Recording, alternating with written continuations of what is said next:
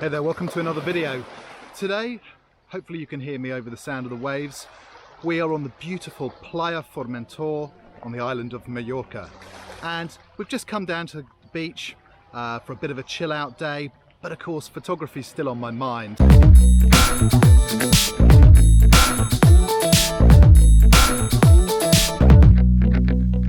There's a couple of things I want to try and do today.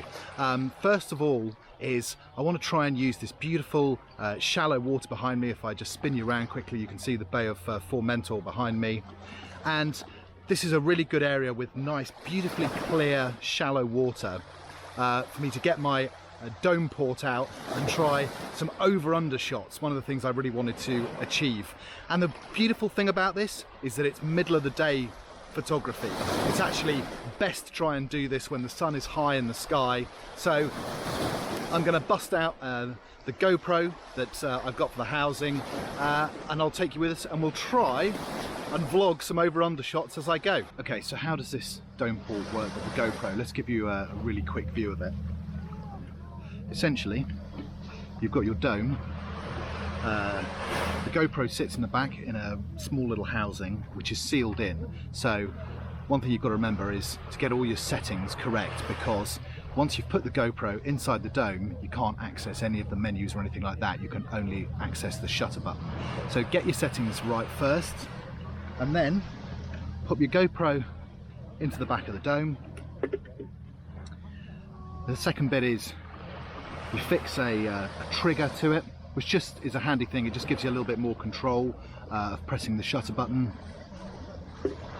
And then thirdly, you get a floating handle, attach that to the trigger, and you're all set to go.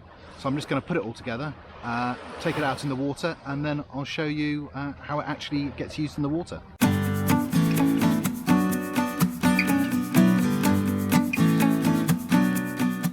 Okay, so we're in the water and here is the dome port all set up and ready to go.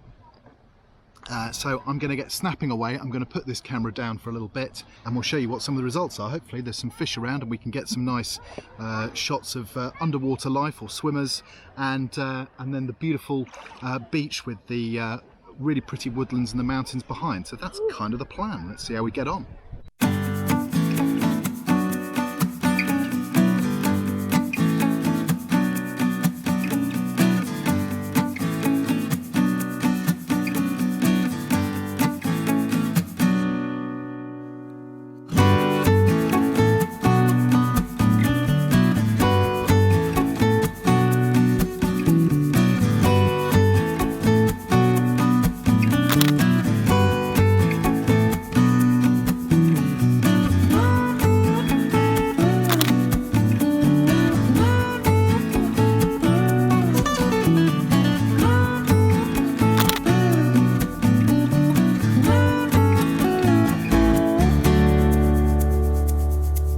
I can only sit on a beach for so long, so as the afternoon wore on and the light got a little bit less harsh, we decided to jump back in the car and carry on and explore the rest of Cap Formentor, driving all the way to the lighthouse at the very end of the peninsula.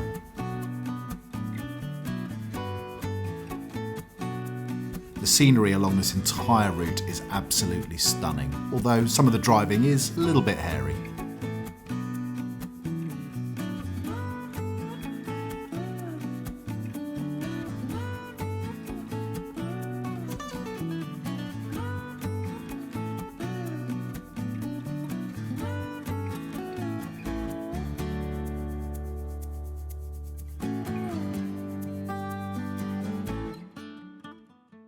So we just tried to get to the lighthouse at the end of Cape Formentor, but the car park was absolutely rammed and every single tiny little space along the roadside was taken, so we had to drive all the way up there to come back. But a little bit lucky, we've just found a tiny little pull-in area by this astonishing little bay, so I'm just going to grab a few shots here. Definitely a case of polarizer on.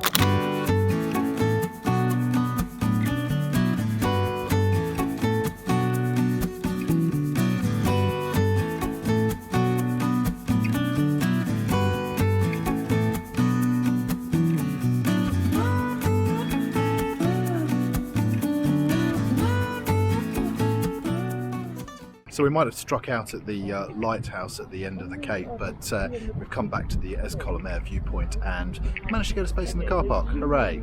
So just going to take a walk up behind me. You'll see there is the ultimate viewpoint, but the view from here is pretty good too. I'll spin you around, let you have a look at the view looking south.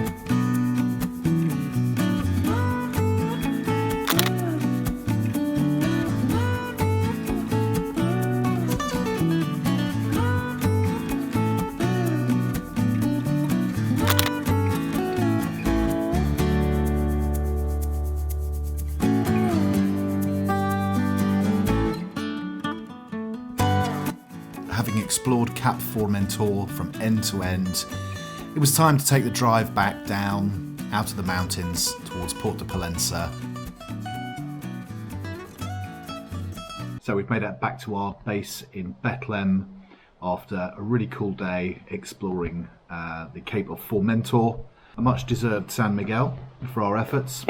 And how do I sum up this day? Well, it's an amazing, amazing part of Mallorca, that whole peninsula of Formentor. There's an epic drive to be had all the way along the peninsula.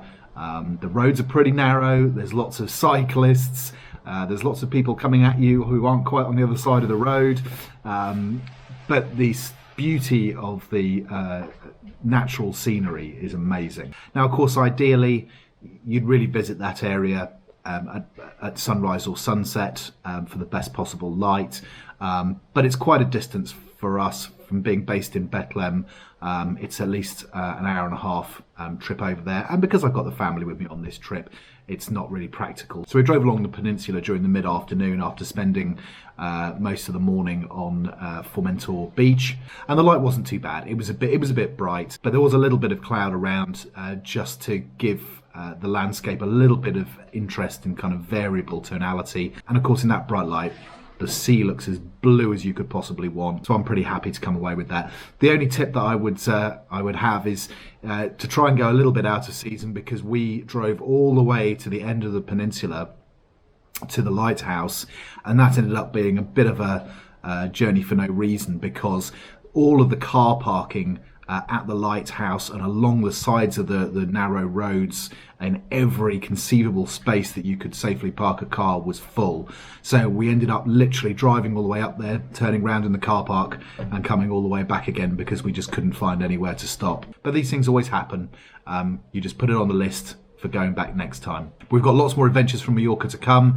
Tomorrow I think we're going to plan to go to the town of Arta, and we'll see what we find there. But in the meantime, I'll sign off for this video. Take care, go safe.